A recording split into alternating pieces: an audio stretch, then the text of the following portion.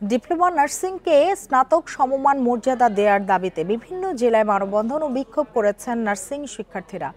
সকালে Rajshahi medical college হাসপাতালের সামনে মানববন্ধন কর্মসূচিতে যোগ দেন রাজশাহী সরকারি ইনস্টিটিউট সহ বিভিন্ন বেসরকারি নার্সিং ইনস্টিটিউটের শিক্ষার্থীরা।